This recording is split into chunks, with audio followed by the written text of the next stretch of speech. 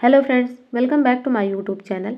Friends, आज का video उन छात्रों के लिए बहुत ही ज़्यादा उपयोगी है जो यूजीसी नेट की तैयारी कर रहे हैं, क्योंकि आज के वीडियो में हम यूजीसी नेट हिंदी का सिलेबस डिस्कस करने वाले हैं और सिलेबस का आपकी तैयारी में क्या महत्व है, सिलेबस को आप कैसे अपने लिए उपयोगी बना सकते हैं, किस प्रकार सिलेबस से आपको अध्ययन में सुविधा मिलेगी, इन सभी बातों पर हम डिस्कस करेंगे। लेकिन उसके पहले आपका पूरा जो सिलेबस है, यूजीसी नेट का जो पूरा सिलेबस है, उसे हम देखेंगे कि आपको किन किन चीज़ों को पढ़ना है। तो चलिए स्टार्ट करते हैं और देखते हैं कि यूजीसी नेट हिंदी में क्या पाठ्यक्रम यूजीसी नेट के द्वारा निर्धारित की गई है। जैसा कि आपको पता है, आपका विषय हिंदी है और आपका सब्जेक्ट कोड 20 है। इसके बाद हम देखेंगे सिलेबस आपका। तो सिलेबस आपका पूरा जो यूजीसी नेट का हिंदी का सिलेबस है वो 10 इकाइयों में विभाजित है और इन 10 इकाई में क्या क्या है, पहली यूनिट में क्या है, तो ये 10 यूनिट को हम अच्छे से डिस्कस करेंगे। तो सबसे पहले यूनिट यानी पहली इकाई हम डिस्कस करते हैं। तो उसका जो मेन शीर्षक है हिंदी भाषा और उसका विकास। अब हिंदी भाषा और उसके विकास के अंतर्गत किन किन चीज़ों को पढ़नी है, इसे हम अच्छे से देखते हैं। तो आपके सिलेबस में हिंदी की ऐतिहासिक पृष्ठभूमि, प्राचीन भारत आर्य भाषाएं, मध्यकालीन भारतीय आर्य भाषाएं, पाली, प्राकृत, सौरसेनी, अर्धमागधी, मागधी, अपभ्रंश और उनकी विशेषताएं, अपभ्रंश, औहट्ट और पुरानी हिंदी का संबंध, आधुनिक भारतीय आर्य भाषाएं और उनका वर्गीकरण, यानी कि जो आपका भाषा है उसकी उत्पत्ति किस प्रकार से हुई है, जो हिंदी भाषा है उसकी उत्पत्ति किस प्रकार से हुई है, प्राचीन काल से लेकर अब तक के जो भी उसका विकास काल रहा है उसके विषय में आपको पढ़ना है। तो जहाँ से आपको पता चल गया अपभ्रंश, औहट्ट, पाल, प्राकृत, यानी सभी चीज़ों को आपको देखना है। इसके बाद है हिंदी का भौगोलिक विस्तार। आगे इसका विस्तार कैसे हुआ, हिंदी की उपभाषाएं क्या क्या हैं, पश्चिमी हिंदी, पूर्वी हिंदी के अंतर्गत जो बोली हैं, इसके बाद राजस्थानी के अंतर्गत बोलियां, बिहारी तथा पहाड़ी वर्ग और उनकी बोलियां, यह भी आपको पढ़ना है। खड़ी बोली, ब्रज और अवधी की विशेषताएं आपको देखनी है। हिंदी के विविध रूप, हिंदी, उर्दू, दक्षिणी, हिंदुस्तानी, किस प्रकार हिंदी के रूप आगे चलकर परिवर्तित होते गए, इसे भी आपको पढ़ना है। इसके बाद है हिंदी का भाषिक स्वरूप, कि हिंदी का भाषा का स्वरूप क्या है, हिंदी के स्वनिम व्यवस्था, यानी कि जो आप वर्णमाला पढ़ते हैं उसकी व्यवस्था, खंड और खंडेतर, हिंदी ध्वनियों के वर्गीकरण का आधार क्या है, हिंदी ध्वनियों के वर्गीकरण का आधार क्या है। हिंदी शब्द रचना आपको देखना है, जिसमें शब्द रचना किस प्रकार से हुई है, उपसर्ग, प्रत्यय, समास, यानी आपका व्याकरण भी इसमें सम्मिलित हो जा रहा है। हिंदी की रूप रचना, लिंग, वचन और कारक व्यवस्था के संदर्भ में संज्ञा, सर्वनाम, विशेषण और क्रिया रूप, हिंदी वाक्य रचना।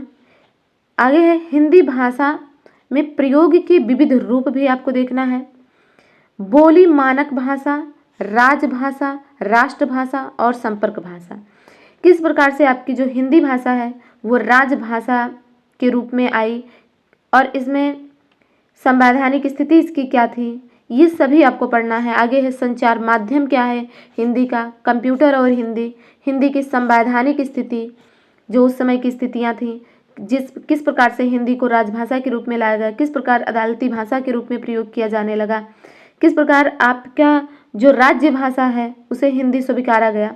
देवनागरी लिपि विशेषताएं और मानकीकरण, हिंदी भाषा का मानकीकरण, इसके संदर्भ में जो संस्थाएं चलाई गई, जिन संस्थाओं के द्वारा इसके उत्थान के लिए प्रयास किए गए, ये सभी आपको यूनिट फर्स्ट में पढ़ना है। और आपको बता दें कि लगभग इसमें सभी यूनिट से प्रश्न पूछे जाते हैं आपके एग्ज़ाम में, बस इतना सा अंतर रहता है कि किसी यूनिट से कुछ प्रश्न अधिक पूछ लिए जाते हैं, किसी यूनिट से कम प्रश्न पूछ लिए जाते हैं, और आपको पढ़ना सभी यूनिट है। इसके बाद है आपकी सेकेंड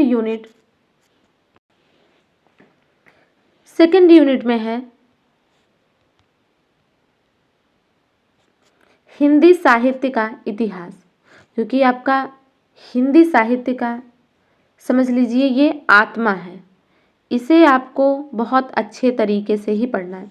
ये आधार है, आत्मा है, जो भी कहिए। हिंदी साहित्य का इतिहास यूनिट सेकंड, ये आपके लिए बहुत ही ज़्यादा महत्वपूर्ण है। आप किसी भी, अगर आप हिंदी साहित्य के विद्यार्थी, आप किसी भी एग्जाम की तैयारी कर रहे हैं तो आपको इसको तो पढ़ना ही पढ़ना है। इससे ही सबसे ज़्यादा प्रश्न पूछे जाते हैं। पर यूजीसी नेट में अभी के पैटर्न के अकॉर्डिंग इसमें से बहुत अधिक प्रश्न नहीं पूछे जा रहे हैं, इसका भी समान वेटेज हो जा रहा है। पर इस बार का जो परीक्षा हुआ उसमें लोग बता रहे हैं कि इसमें प्रश्न ज़्यादा पूछा गया। तो देखते हैं कि इसमें क्या क्या आपके सिलेबस में हिंदी साहित्य के इतिहास के अंतर्गत सम्मिलित किया गया है। तो सबसे पहला है हिंदी साहित्य इतिहास दर्शन। इसके बाद है इसकी लेखन की पद्धतियाँ क्या क्या रहीं, क्योंकि जब किसी इतिहास को आप लिखेंगे तो इतिहास की पहले पृष्ठभूमि देखते हैं, इसके बाद उसके लिखने की क्या पद्धति रही, किस प्रकार से वो लिखा गया, इसे आप देखेंगे। इसके बाद है हिंदी साहित्य का काल विभाजन किस प्रकार किया गया और इसका नामकरण, क्योंकि जब आप हिंदी साहित्य के इतिहास को पढ़ेंगे तो आपको पता चलेगा एक ही काल के अलग अलग विद्वानों ने अलग अलग नाम रखे हैं। तो उसमें से काल विभाजन किस प्रकार किया गया, नामकरण किस प्रकार हुआ है, किसने क्या नाम दिया है, आदिकाल की विशेषताएं क्या रही हैं, साहित्यिक प्रवृत्तियां क्या रही उस युग की, रासो साहित्य आपको पढ़ना है, आदिकालीन हिंदी का जैन साहित्य पढ़ना है, सिद्ध और नाथ साहित्य भी पढ़ना आपको, अमीर खुसरो की हिंदी कविता, विद्यापति और उनकी पदावली तथा लौकिक साहित्य। तो ये आपका आदिकाल के अंतर्गत आपको पढ़ना है। हिंदी साहित्य दर्शन पहले, फिर इसके बाद लेखन की पद्धति, इसके बाद हिंदी साहित्य का काल विभाजन जो कि 4 कालों में विभाजित है। उन चारों कालों में सबसे पहले आपको आदिकाल के विषय में पढ़ना है। इसके बाद आ जाता है भक्ति काल। भक्ति काल में आपको क्या पढ़ना है, भक्ति काल आंदोलन के उदय, इसके सामाजिक सांस्कृतिक कारण, भक्ति आंदोलन का अखिल भारतीय स्वरूप और उसका अंतः प्रादेशिक वैशिष्ट्य, भक्ति काव्य की सामाजिक सांस्कृतिक पृष्ठभूमि, उसकी समाज में सामाजिक पृष्ठभूमि क्या थी उसको देखना है आपको, आलवर संतों को देखना है, भक्ति काव्य के प्रमुख संप्रदाय देखने हैं और उनका वैचारिक आधार क्या था, निर्गुण सगुण कवि कौन कौन से हैं, उनका काव्य क्या है। कभी कभी निर्गुण और सगुण डायरेक्ट पूछ लिया जाता है कि कौन से कवि निर्गुण के हैं, कौन से कवि सगुण के हैं। इसके बाद आपका तीसरा कालखंड आ जाता है रीतिकाल। और रीतिकाल के अंतर्गत क्या क्या पढ़ना है, इसकी भी पहले सामाजिक सांस्कृतिक पृष्ठभूमि पढ़नी है। किसी भी काल को आप पढ़ेंगे तो सबसे पहले उसकी पृष्ठभूमि, किस प्रकार से वो काल बना, किस प्रकार से भक्ति काल से रीतिकाल बना, इसे आप पढ़ेंगे। क्या उस समय की पृष्ठभूमि थी, क्यों आवश्यकता पड़ी अचानक से रीतिकाल की तरफ आने का, तो ये आप देखेंगे। इसके बाद है प्रमुख उसकी प्रवृत्तियाँ क्या क्या रहीं, क्योंकि कोई भी काल हो, कोई भी समय हो, उसकी कुछ अपनी प्रवृत्ति होती है।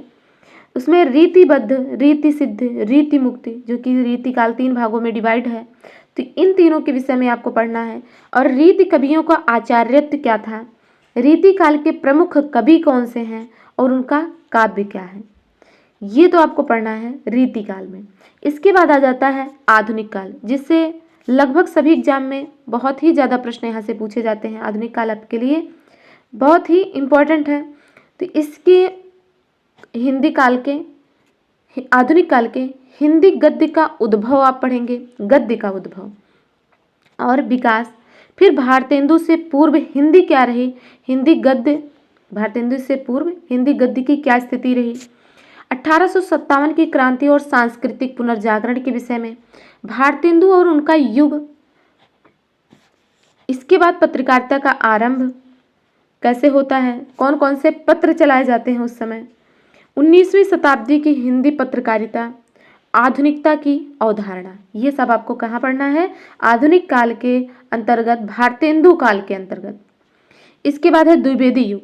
द्विवेदी युग में क्या पढ़ना है, महावीर प्रसाद द्विवेदी, जिसके नाम पर पूरा द्विवेदी युग पड़ा है, उनको आपको देखना है, उनका जीवन परिचय देखना है, उनका महत्व देखना है, किस प्रकार उनका साहित्य में योगदान रहा है और उनके युग जो उनका युग नाम पड़ा है उसमें कौन कौन से कवि आते हैं, कौन कौन से लेखक आते हैं।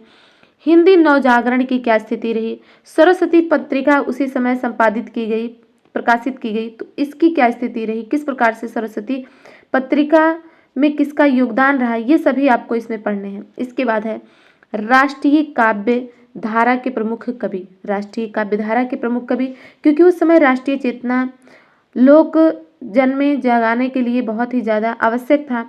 तो राष्ट्रीय काव्य धारा के प्रमुख कवि कौन कौन से आए, किन्होंने नवजागरण राष्ट्र जागरण के गीत गाए, वो इसमें आपको बताना है, पढ़ना है। इसके बाद है स्वच्छंदतावाद और उसके प्रमुख कवि कौन कौन से हैं। आगे आ जाता है आपका छायावाद। छायावाद काव्य की प्रमुख विशेषता क्या रही, छायावाद के प्रमुख कवि कौन कौन से हैं।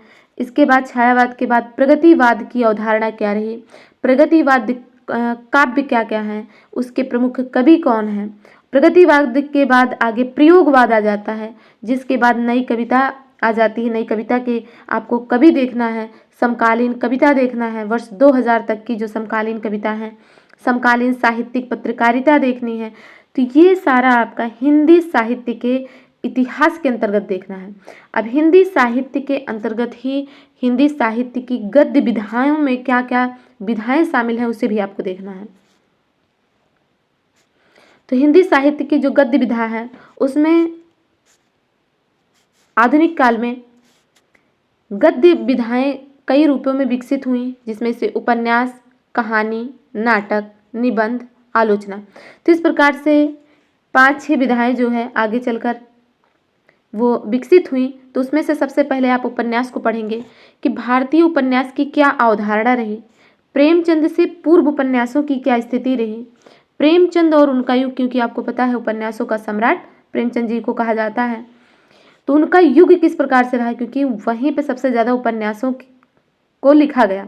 आगे है प्रेमचंद के परवर्ती उपन्यासकार जो कि 2000 तक के हैं, इनके विषय में आपको पढ़ना है, इनके उपन्यासों के विषय में पढ़ना है, उपन्यासों की पृष्ठभूमि जाननी है, उसकी समीक्षा आपको अगर जो ज़्यादा इम्पोर्टेंट है उसे आपको पता होना चाहिए। इसके बाद है हिंदी कहानी। हिंदी कहानी का उद्भव किस प्रकार से हुआ, उसका विकास किस प्रकार से हुआ, 20वीं सदी की हिंदी कहानी और प्रमुख कहानी आंदोलन, जो भी आंदोलन चलाए गए कहानी से रिलेटेड, और प्रमुख कहानीकार, इसे आपको देखना है। इसके बाद साहित्यिक गद्य विधा में तीसरा जो विधा है नाटक, बहुत इंपॉर्टेंट है। तो हिंदी नाटक और रंगमंच की क्या स्थिति रही, इसके विकास के चरण किस प्रकार से आगे बढ़े, भारतेंदु युग में नाटकों की स्थिति, प्रसाद युग में नाटकों की स्थिति, प्रसादोत्तर युग में नाटकों की स्थिति। आगे है स्वातंत्र्योत्तर युग, साठोत्तर युग और नया नाटक। इसके बाद है प्रमुख नाट्य कृतियाँ, प्रमुख नाटककार जो कि 2000 वर्ष तक हैं। हिंदी एकांकी क्या किस प्रकार से विकसित हुई, हिंदी रंगमंच और विकास के चरण किस प्रकार विकसित हुए, हिंदी का लोक रंगमंच क्या है, नुक्कड़ नाटकों की क्या भूमिका थी हिंदी साहित्य में, इसे आप देखेंगे। इसके बाद आगे है हिंदी निबंध। निबंध किस प्रकार से विकसित हुआ, इसका उद्भव किस प्रकार से हुआ, इसका विकास किस प्रकार से हुआ, हिंदी निबंध के प्रकार कितने हैं, इसके प्रमुख निबंधकार कौन कौन से हैं। आगे है हिंदी आलोचना। हिंदी आलोचना का उद्भव, विकास, समकालीन हिंदी आलोचना एवं उसके विविध प्रकार और प्रमुख आलोचक। तो ये रही आपके यूनिट 2 की बात। यूनिट 2 की बात जो कि आपका मोस्ट इम्पॉर्टेंट, बहुत ही इम्पॉर्टेंट यूनिट है। ये सभी एग्जाम्स में आपको, हिंदी साहित्य के सभी एग्जाम्स में आपको इसमें से भर भर के प्रश्न मिलते हैं। तो इसीलिए ये यूनिट आपके लिए बहुत ही ज़्यादा इम्पॉर्टेंट है। इसे आपको साथ, कुछ भी पढ़िए पर आपको इसको साथ में लेकर चलना ही चलना है। इसके बाद हम देखेंगे तीसरी यूनिट क्या है। तो यूनिट 2 के अंतर्गत ही कुछ अन्य गद्य विधाएं भी दिया गया है। अन्य गद्य विधाओं में देखते हैं क्या क्या चीज़ें हैं। उपन्यास, नाटक, आलोचना, निबंध, इन सभी के बाद कहानी, इन सभी के बाद कुछ और गद्य विधाओं का विकास आधुनिक काल में हुआ, उनको भी हम देख लेते हैं। तो रेखा चित्र, संस्मरण, यात्रा साहित्य, आत्मकथा, जीवनी और रिपोर्टाज, डायरी, ये विधाएं भी आपको पढ़नी है। इसके बाद प्रवासी साहित्य की अवधारणा और उसके साहित्यकार भी देखने हैं। अब हम देखते हैं यूनिट 3 में। यूनिट 3 के अंतर्गत क्या चीज़ें हैं। यूनिट 3 के अंतर्गत आपका काव्य शास्त्र आ जाता है, जिसमें आपका भारतीय काव्य शास्त्र और पाश्चात्य काव्य शास्त्र ये 2 भागों में बटा है।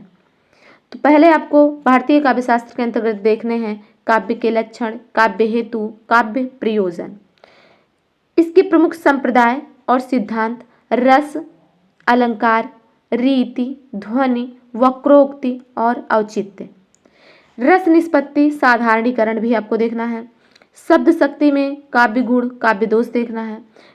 आगे है पाश्चात्य, जो पाश्चात्य काव्य शास्त्र है उसके अंतर्गत क्या देखना है आपको।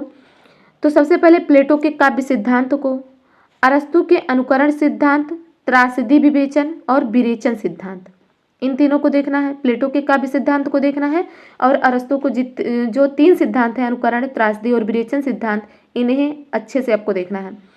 वर्ड्सवर्थ की काव्य भाषा सिद्धांत देखना है। कॉलरिज की कल्पना और फैंटेसी, टी.एस. इलियट की निर्वैयक्तिकता का सिद्धांत, परंपरा की अवधारणा। इसके बाद है I.A. रिचर्ड्स, इनका है मूल्य सिद्धांत, संप्रेषण सिद्धांत तथा काव्य भाषा का सिद्धांत और रूसी रूपवाद, नई समीक्षा। इसके बाद मिथक, फैंटेसी, कल्पना, प्रतीक, बिंब, ये सभी आपको काव्य शास्त्र के अंतर्गत देखना है। इसके बाद है चौथी इकाई है आपकी वैचारिक पृष्ठभूमि। वैचारिक पृष्ठभूमि, इसमें क्या चीज़ें हैं इसे देखते हैं। तो भारतीय नवजागरण की क्या स्थिति थी, स्वाधीनता आंदोलन की वैचारिक पृष्ठभूमि, हिंदी नवजागरण, खड़ी बोली आंदोलन, फोर्ट विलियम कॉलेज की स्थापना, भारतेंदु और हिंदी नवजागरण, इसमें पत्रकारिता भी आ जाएगा वैचारिक पृष्ठभूमि में। महावीर प्रसाद द्विवेदी और हिंदी नवजागरण की क्या स्थिति रही, गांधीवाद दर्शन, अंबेडकर दर्शन, लोहिया दर्शन। इसके बाद है मार्क्सवाद, मनोविश्लेषणवाद, अस्तित्ववाद, उत्तर आधुनिकतावाद, अस्मिता मूलक विमर्श, इसमें है दलित, स्त्री, आदिवासी एवं अल्पसंख्यक। इस प्रकार से ये आपकी वैचारिक पृष्ठभूमि का पूरा पाठ्यक्रम है कि वैचारिक पृष्ठभूमि के अंतर्गत क्या क्या आपको पढ़ना है। आगे है इकाई 5। इकाई 5 में आपका आ जाता है कविता। इसके अंतर्गत आपको आदिकाल के, भक्ति काल के, रीति काल के एवं आधुनिक काल के सभी चारों कालों के इतिहास के आपको कविताओं को पढ़ना है। तो सबसे पहले जो आपकी रचना लगी है, जो आपके काव्य लगा है, वो पृथ्वीराज रासो का रेवा तट आपको पढ़ना है। इसमें पृथ्वीराज रासो को पूरा नहीं पढ़ना है, सिर्फ और सिर्फ रेवा तट वाले खंड को पढ़ना है। तो जो भी इसमें दिया गया है बस उतना ही आपको पढ़ना है यूजीसी नेट के लिए, अगर आप तैयारी कर रहे हैं। अमीर खुसरो की पहेलियाँ और मुकरियाँ पढ़नी है, बहुत ही मज़ेदार है इनकी पहेलियाँ और मुकरियाँ, तो इसे तो आप अच्छे से पढ़ लेंगे। इसके बाद है विद्यापति की पदावली। संपादक हैं डॉक्टर नरेंद्र झा। इसमें संपादक अलग अलग रहते हैं, तो इसीलिए आपको विद्यापति की पदावली वही पढ़नी है जिसका संपादक डॉक्टर नरेंद्र झा हैं, और उसमें से पद संख्या 1 से 25 तक ही पढ़ना है। इसके बाद कबीर, जो कि हजारी प्रसाद के द्वारा संपादित की गई है, उसमें 160 से 209 तक आपको पद संख्या पढ़ना है। जायसी ग्रंथावली, संपादक इसके रामचंद्र शुक्ल हैं। इसका नागमती वियोग खंड आपके सिलेबस में लगा है, जायसी ग्रंथावली का नागमती वियोग खंड। इसके बाद है सूरदास भ्रमर गीत सार, इनके जो संपादक है रामचंद्र शुक्ल हैं, ये भी पद संख्या 21 से 70 आपको पढ़ना है। आगे है तुलसीदास, जो कि रामचरितमानस का उत्तरकांड पढ़ना है आपको। इसके बाद आपको पढ़ना है बिहारी सतसई, जिसमें जगन्नाथ दास रत्नाकर, दोहा संख्या 1 से 50 तक आपको पढ़ना है। घनानंद कवित्त संबत विश्वनाथ मिश्र का कवित्त संख्या 1 से 30 तक पढ़ना है। मीरा का, इसे भी विश्वनाथ त्रिपाठी ने ही संपादित किया है, इसके भी प्रारंभ से 20 पद पढ़ने हैं। अब यहाँ से आ जाती है आधुनिक काल की कविताएं, जो कि आपके लिए मोस्ट इम्पॉर्टेंट है। अगर आप इसे नहीं पढ़ पाते हैं, क्योंकि टाइम बहुत ज़्यादा नहीं रहता, तो ये बहुत ज़्यादा विस्तृत रूप में लिखे गए हैं, इन्हें पढ़ने के लिए आपको टाइम लगाना पड़ेगा। तो इससे अच्छा है कि अगर आपके पास समय कम है तो आप आधुनिक काल पे फोकस करिए, क्योंकि आधुनिक काल से प्रश्न ज़्यादा पूछे जाते हैं। लेकिन अगर आपके पास टाइम है तो आप पूरा सिलेबस कवर करने की कोशिश ज़रूर कीजिए। जैसे तुलसीदास का रामचरितमानस है, उसका उत्तरकांड काफ़ी बड़ा है। आप उसे पढ़ने बैठेंगे तो आपको पढ़ तो लेंगे, एक बार रीडिंग कर लेंगे, पर उसे समझने में थोड़ा मुश्किल होगा। तो अब हम आधुनिक काल की चर्चा करते हैं। आधुनिक काल में सबसे पहले आपके अयोध्या सिंह उपाध्याय हरिऔध का जो कविता है प्रिय प्रवास, प्रिय प्रवास आपका पढ़ना है। इसके बाद मैथिली शरण गुप्त राष्ट्र कवि, इनका भारत भारती और साकेत नवम सर्ग, साकेत का सिर्फ आपको नवम सर्ग पढ़ना है। जयशंकर प्रसाद का आंसू पढ़ना है और कामायनी, कामायनी में सिर्फ तीन जो है वो पढ़ना है सर्ग। सबसे पहला सर्ग श्रद्धा, लज्जा, इड़ा। इसके 15 सर्गों में से आपको सिर्फ 3 सर्ग पढ़ना है। इसके बाद निराला की जूही की कली, जागो फिर एक बार, सरोज स्मृति, राम की शक्ति पूजा जो कि लंबी कविता है, कुकुरमुत्ता, बांधो ननाविश ठाव बंधु, ये इतनी कविताएं पढ़नी हैं। सुमित्रा नंदन पंत की कविता परिवर्तन और प्रथम रश्मि, ये पढ़ना है। इसके बाद है महादेवी वर्मा, इनकी रचना है बीन भी हूँ मैं तुम्हारी रागिनी भी हूँ, मैं नीर भरी दुख की बदली, फिर विकल है प्राण मेरे, यह मंदिर का दीप इसे नीरो जलने दो। द्रुत, यहाँ तक की कविताएं महादेवी वर्मा की हैं, इसे आपको पढ़ना है। द्रुत झरो जगत के जीर्ण पत्र, ये है आपका सुमित्रा नंदन पंत का, तो इसे आप सुमित्रा नंदन पंत के साथ रखिए। इसके बाद है रामधारी सिंह दिनकर का उर्वशी, जिसका आपको तृतीय अंक मात्र पढ़ना है और रश्मि रथी को पूरा पढ़ना है। नागार्जुन, इनकी कविता कालिदास, बादल को घिरते देखा है, अकाल और उसके बाद, खुरदरे पैर, शासन की बंदूक, मनुष्य हूँ, ये सभी आपको पढ़ना है नागार्जुन की कविता। सच्चिदानंद हीरानंद वात्स्यायन अज्ञे, इनकी जो रचना है उसे पढ़नी है कलगी बाजरे की, यह दीप अकेला, हरी घास पर क्षण भर, असाध्य वीणा, कितनी नाव में कितनी बार, इनकी कविताएं पढ़नी है। इसके बाद है भवानी प्रसाद मिश्र की गीत फरोश और सतपुड़ा के जंगल। मुक्ति बोध का है भूल गलती, ब्रह्म राक्षस, अंधेरे में, ये तीनों लंबी कविता हैं और तीनों ही आपको पढ़नी है। इसके बाद धूमिल की है नक्सलवाड़ी, मोचीराम, अकाल दर्शन, रोटी और संसद। तो ये आपका यूनिट 5 जो कि कविता है उसमें आपको इतनी कविताएं पढ़नी हैं। ये लगभग मान के चलिए टोटल 50 से कम कविता नहीं होगी, सब टोटल आपको इतनी कविताएं पढ़नी हैं। इसके बाद है हिंदी उपन्यास। उपन्यास आपका यूनिट 6 में है। टोटल उपन्यासों की जो संख्या आपको पढ़नी है वो 13 है। 13 उपन्यास आपको टोटल पढ़ने हैं, जिसमें से सबसे पहला उपन्यास है पंडित गौरी दत्त का देवरानी जेठानी की कहानी। पूरा संपूर्ण उपन्यास आपको पढ़ना है, इम्पोर्टेंट तथ्य को भी ध्यान में रखना है और इस उपन्यास के विषय में विद्वानों की क्या राय रही है इसे भी आपको देखना है। इसके बाद दूसरा है लाला श्रीनिवास दास का परीक्षा गुरु, बहुत ही अच्छा उपन्यास है, इसे भी आपको पढ़ना है। इसके बाद प्रेमचंद्र का गोदान और अज्ञे जी का शेखर एक जीवनी और भाग 1, क्योंकि शेखर एक जीवनी 2 भागों में बटी हुई है, 2 भागों में पुस्तक आई है, तो इसमें से आपको सिर्फ 1 भाग पढ़ना है। और इसके बाद आपका है हजारी प्रसाद द्विवेदी का बाण भट्ट की आत्मकथा, यह भी उपन्यास आपको अच्छे से पढ़ना है। आगे है फणीश्वर नाथ रेणु की रचना मैला आंचल। मैला आंचल भी 2 भागों में डिवाइड है, इसे आपको पूरा पढ़ना है। यशपाल की रचना है झूठा सच, जिसमें से 2 भागों में ये भी बटा है, तो इसका आपको प्रथम भाग पढ़ना है।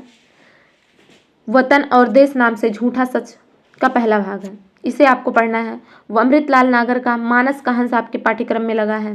भीष्म साहनी की उपन्यास तमस, श्रीलाल शुक्ल का उपन्यास राग दरबारी आपको पढ़ना है। इसके बाद कृष्णा सोबती का जिंदगी नामा, मन्नू भंडारी का आपका बंटी पढ़ना है, जगदीश चंद्र का धरती धन्ना अपना। तो ये इतने उपन्यास आपके पाठ्यक्रम में लगे हुए हैं, जिसे आपको लाइन बाय लाइन पूरे तथ्य को ध्यान में रख के पढ़ना है। इसके बाद आपका इकाई 7 आ जाता है। इकाई 7 में क्या चीज़ें हैं इसे हम देखते हैं। इकाई 7 आपका कहानी है। तो कहानी आपके टोटल 21 कहानियाँ आपके पाठ्यक्रम में लगी हुई हैं, जिसमें से आप देखेंगे सबसे पहले राजेंद्र बाला घोष जो कि बंग महिला के नाम से 2 कहानियाँ इनकी लगी हुई हैं आपके पाठ्यक्रम में। चंद्रदेव से मेरी बातें, धुलाई वाली। माधवराव सप्रे के द्वारा लगी हुई कहानी एक टोकरी भर मिट्टी आपको पढ़ना है। सुभद्रा कुमारी चौहान की राही कहानी, प्रेमचंद का ईदगाह कहानी और दुनिया का अनमोल रतन। राजा राधिका रमण प्रसाद सिंह की कहानी कानों में कंगना। चंद्रधर शर्मा गुलोरी की कहानी उसने कहा था। जयशंकर प्रसाद की कहानी आकाशदीप। जैनेन्द्र की कहानी अपना अपना भाग्य। तो ये कहानी आपको अच्छे से पढ़ना है। इसके बाद है फणीश्वर नाथ रेणु की 2 कहानियां हैं, तीसरी कसम और लाल पान की बेगम। इसके बाद कहानी यज्ञ की है गैंग्रीन। शेखर जोशी की कहानी कोसी का घटवार। भीष्म साहनी की कहानी अमृतसर आ गया चीफ की दावत। कृष्णा सोबती की कहानी है सिक्का बदल गया। हरिशंकर प्रसाई की कहानी है इंस्पेक्टर माता दीन चाँद पर। और ज्ञानरंजन की पिता कहानी आपको देखना है। इसके बाद कमलेश्वर का राजा निर्बंसिया।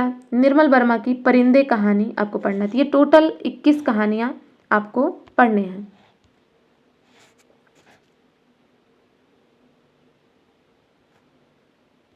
इसके बाद इकाई 8 है। इकाई 8 में नाटक है। नाटकों को आपको अच्छे से ध्यान में रख के पढ़ना है, क्योंकि नाटक से भी प्रश्न पूछे जाते हैं। तो नाटक क्या है उसे देखते हैं। सबसे पहले कौन कौन से नाटक आपके पाठ्यक्रम में लगे हैं। सबसे पहले भारतेंदु हरिश्चंद्र का नाटक, 2 नाटक आपके पाठ्यक्रम में लगे हैं। सबसे पहला है अंधेर नगरी और दूसरा है भारत दुर्दशा। जयशंकर प्रसाद जी के नाटक चंद्रगुप्त, स्कंदगुप्त, ध्रुव स्वामी, ये भी आपके पाठ्यक्रम में लगे हुए हैं। धर्मवीर भारती की कहानी नाटक, ये सभी नाटक हैं। तो धर्मवीर भारती का नाटक अंधा युग। जयशंकर प्रसाद के 3 नाटक चंद्रगुप्त, स्कंदगुप्त, ध्रुव स्वामी और धर्मवीर भारती का नाटक अंधा युग। इसके बाद है लक्ष्मी नारायण मिश्र का नाटक है सिंदूर की होली, इसे भी आपको पढ़ना है। मोहन राकेश का नाटक आधे अधूरे, आषाढ़ का एक दिन। हबीब तनवीर का नाटक है आगरा बाजार। सर्वेश्वर दयाल सक्सेना का नाटक बकरी आपके पाठ्यक्रम में लगा है। इसके बाद शंकर शेष का एक और द्रोणाचार्य। उपेंद्र नाथस्क का अंजू दीदी आपके पाठ्यक्रम में लगा है। और मन्नू भंडारी का महाभोज। तो इस प्रकार से ये सारे नाटक आपको पढ़ने हैं। लगभग 14 नाटक के आसपास ये भी है। इसके बाद आ जाता है निबंध का सेक्शन। यूनिट 9 में आपका निबंध है। निबंध इसके बाद आपको देखना है। सबसे पहले भारतेंदु हरिश्चंद्र का निबंध दिल्ली दरबार दर्पण और भारतवर्षोन्नति कैसे हो सकती है, तो ये 2 निबंध। इसके बाद प्रताप नारायण मिश्र का निबंध शिव मूर्ति लगा है आपके पाठ्यक्रम में। बाल मुकुंद गुप्त का शिव शंभू के चिट्ठे निबंध आपके पाठ्यक्रम में लगा है। रामचंद्र शुक्ल का जो निबंध है कविता क्या है, यह भी आपके पाठ्यक्रम में लगा हुआ है, तो इसे भी आपको अच्छे से पढ़ना है। हजारी प्रसाद द्विवेदी का निबंध नाखून क्यों बढ़ते हैं, इसे आपको पूरा पढ़ना है। विद्यानिवास मिश्र का निबंध मेरे राम का मुकुट भीग रहा है, यह भी आपको पढ़ना है। अध्यापक पूर्ण सिंह का मजदूरी और प्रेम। इसके बाद कुबेर नाथ राय का उत्तरा फाल्गुनी के आसपास। विवेकी राय का उठ जाग मुसाफिर निबंध। नामौर सिंह का संस्कृति और सौंदर्य निबंध। तो ये सारे निबंध आपको मूल टेक्स्ट से पढ़ना है, यानी पूरा का पूरा निबंध पढ़ना है। इसमें से जब आप पूरा निबंध पढ़ेंगे तभी आप एग्जाम में इसके प्रश्न कर पाएंगे, क्योंकि एग्जाम में बहुत अंदर से प्रश्न पूछ लिया जाता है, जिसके लिए आपको पूरा पढ़ना जरूरी हो जाता है। इसके बाद लास्ट आपकी जो इकाई है हिंदी साहित्य की, वह है आत्मकथा, जीवनी तथा अन्य गद्य विधाएं, जिसमें आपके रेखा चित्र, इसके बाद यात्रा वृत्तांत, ये सभी आ जाते हैं। तो सबसे पहले राम वृक्ष बेनीपुरी का रेखा चित्र है, माटी की मूर्तें लगी हुई हैं। महादेवी वर्मा की ठकुरी बाबा रेखा चित्र आपके पाठ्यक्रम में लगा है। तुलसी राम की आत्मकथा मुर्दहिया आपको पढ़ना है। शिवरानी देवी के द्वारा लिखी गई प्रेमचंद घर में जीवनी, उनके पति का प्रेमचंद का जीवनी है ये, इसे आपको पढ़ना है। मन्नू भंडारी की रचना एक कहानी, यह भी आपको देखना है। विष्णु प्रभाकर के द्वारा लिखी गई जीवनी आवारा मसीहा, जो कि शरद चंद्र की जीवन पे आधारित है, इसे भी आपको पूरा पढ़ना है। इसके बाद है हरिवंश राय बच्चन की क्या भूलों की याद करूं आत्मकथा आपको पढ़ना है। रमणिका गुप्ता की आप हुदरी आपको अच्छे से पढ़ना है। हरिशंकर परसाई की भोला राम का जीव व्यंग्य कहानी है। कृष्णचंद्र का जामुन का पेड़, ये भी व्यंग्य कहानी है। तो व्यंग्य भी रचनाएं भी आपके यूनिट 10 में रखे गए हैं। इसके बाद दिनकर के संस्कृति के 4 अध्याय, जो कि ऐतिहासिक पृष्ठभूमि को लेकर लिखी गई साहित्यिक रचना ही है। साहित्य का योगदान इसमें किस प्रकार से हुआ है, ये आपको दिखाया गया है दिनकर के संस्कृति के 4 अध्याय में। मुक्तिबोध की रचना है एक साहित्यिक की डायरी। राहुल संकीर्तन की मेरी तिब्बत यात्रा, यात्रा वृत्तांत, और अज्ञेय का अरे यायावर रहेगा याद यात्रा वृत्तांत। तो इस प्रकार से पूरे के पूरे 10 यूनिट को हमने सिलेबस को एक एक राइटर के रचना को अच्छे से देखा है। अभी हम आपको ये बताएंगे कि किस प्रकार से आप सिलेबस को पढ़िए, कि जिससे सिलेबस जब आपके पास हो आप उसे पढ़िए, तो उससे आपके कम से कम 7 से 8 प्रश्न डायरेक्ट सिलेबस से आप एग्जाम में कर पाएंगे। तो सबसे पहले जब अगर आप तैयारी कर रहे हैं तो आपको जो सिलेबस अभी हमने डिस्कस किया, इसका पीडीएफ ऑनलाइन यूजीसी नेट के वेबसाइट पे उपलब्ध है, तो आप वहाँ से ले लीजिए और इस पीडीएफ को प्रिंट आउट निकलवा के आपके पास पेपर के फॉर्म में हो जाए, आप उसे पेपर के फॉर्म में अपने पास रख लीजिए। और सिलेबस को जब आप पढ़िए तो आप किस प्रकार से उसे इफ़ेक्टिव बना के पढ़िए, इसे हम बताएंगे। तो सबसे पहले एक फ़ोटो हम आपके साथ शेयर कर देते हैं सिलेबस का। ये आपके कविता सेक्शन का यूनिट 5 का ये फ़ोटो है, जो कि इस प्रकार से आपको अपने सिलेबस को बना के पढ़ना है। सिलेबस में जो इम्पॉर्टेंट चीज़ें हैं उसे आप इस प्रकार से लिख लीजिए। जैसे प्रिय प्रवास का पहले नाम ब्रजांगना बिलाप था, इसमें 17 सर्ग हैं। भारत भारती है, साकेत में कुल 12 सर्ग हैं, जिसमें से आपको 9वां सर्ग पढ़ना है। इसके सन जो इम्पॉर्टेंट हैं, क्योंकि जब आप अपने सिलेबस को इफ़ेक्टिव बना लेंगे, जब आप अपने सिलेबस में कुछ इम्पॉर्टेंट चीज़ों को लिख लेंगे, क्योंकि इसमें बहुत ज़्यादा चीज़ आप लिखेंगे नहीं, और जब आप सिलेबस देखेंगे अपने पढ़ने के लिए तो आपको उसका सन दिख जाएगा कि ये किस समय लिखा गया है, किस समय इसका प्रकाशन हुआ है। तो यहाँ से आपकी ये एक चीज़ तैयार होती चली जाएगी। सिर्फ आप सन को जब रटेंगे तो आपको नहीं तैयार हो पाएगा, पर जब आप उसे इस फॉर्म में लिख के रखेंगे तो जब आप पढ़ेंगे, अपने सिलेबस को देखेंगे, तो आपको ये बहुत आसानी से याद हो जाएगा कि किस काव्य संग्रह में कविता संकलित है, किस सन में ये प्रकाशित हुई है। ये छोटी छोटी जानकारी को इस प्रकार से आप लिख सकते हैं और अपने सिलेबस को इफ़ेक्टिव बना सकते हैं। इस प्रकार से जब आप सिलेबस को पढ़ेंगे, देखेंगे, तो अगर मान लीजिए आपको उपन्यास पढ़ना है, तो आपने मान लीजिए देवरानी जेठानी उपन्यास को पढ़ा, आपने इसका सन यहाँ पर लिख दिया, तो जब आप इसे पढ़ लीजिए तो सिलेबस का काम क्या है, आपने देखा कि आपके सिलेबस में कौन सा उपन्यास है, आपको किस प्रकार से उस उपन्यास को पढ़ना है। तो आपने सिलेबस देखा, सिलेबस मान लीजिए देवरानी की जेठानी आपने पढ़ा, उसका सन आपने यहाँ नोट कर दिया, आप उसे या तो टिक कर दीजिए कि इसे मैंने पढ़ लिया है, या तो इस प्रकार से काट दीजिए। तो इसका जो सन है वो आपको दिखेगा कि हाँ 1870 की ये रचना है। इसके बाद मान लीजिए आपने लाला श्रीनिवास दास की रचना पढ़ी परीक्षा गुरु। अब इसमें लिख दीजिए कि ये 41 प्रकरण है, इसका समय है 1882। ये रचना 1882 की है और इसमें 41 प्रकरण है। तो ये जब आपने इतना लिख दिया, तो जब आप सिलेबस को देखेंगे, आपने इसको पढ़ा, अब इसके बाद इसे सिलेबस उठाएंगे, आप इसे या तो क्रॉस करेंगे या फिर टिक करेंगे कि ये मैंने पढ़ लिया है। तो ये है सही तरीका। अब इसमें जो भी प्रेमचंद में है तो 21 खंड हैं। शेखर एक जीवनी 2 भागों में डिवाइड है।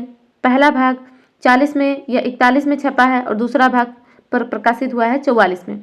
और दोनों जो ये पुस्तकें हैं इसके अंतर्गत भी 4-4 खंड दिए गए हैं। तो इस प्रकार से आप छोटी छोटी जानकारी को अपने सिलेबस के अंतर्गत इंक्लूड करिए। हजारी प्रसाद द्विवेदी की रचना बाण भट्टी की आत्मकथा है, जो कि 1946 की रचना है। इसमें टोटल 20 उच्छ्वास हैं। तो इस प्रकार से जब आप लिख के रखेंगे, तो जब आप इसे पढ़ेंगे, सिलेबस को देखेंगे कि हाँ मैंने प्रेमचंद का गोदान कंप्लीट कर लिया, तो यहाँ पर आपको 1936 और 21 भी दिख जाएगा। तो इससे आपके दिमाग पर जोर नहीं पड़ेगा, अलग से आपको याद नहीं करना पड़ेगा और आपको कन्फ्यूज़न भी नहीं होगा। तो ये आपके सिलेबस को पढ़ने का सही तरीका है। जो भी सिलेबस में गलतियाँ हुई हैं, जो भी सिलेबस में आपकी गलतियाँ हैं, उसे आप अच्छे से सही कर लीजिए। जैसे देखिए शिव शंभू के चिट्ठे, जो कि आपके सिलेबस में लगा हुआ निबंध है, इसका यहाँ पर राइटर गलत दिया गया है, तो यहाँ पर है बाल मुकुंद गुप्त। बाल मुकुंद गुप्त का शिव शंभू के चिट्ठे है।